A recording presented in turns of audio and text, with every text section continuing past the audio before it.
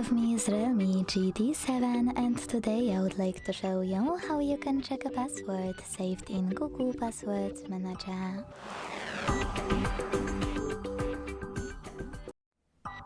Begin by opening Devices Settings and scrolling all the way down. Then tap on Google. Choose All Services over here. And scroll down again to tap on Autofill with Google. Now it's time to choose Google Password Manager here. And tap on any password you wish to check. Enter your login method.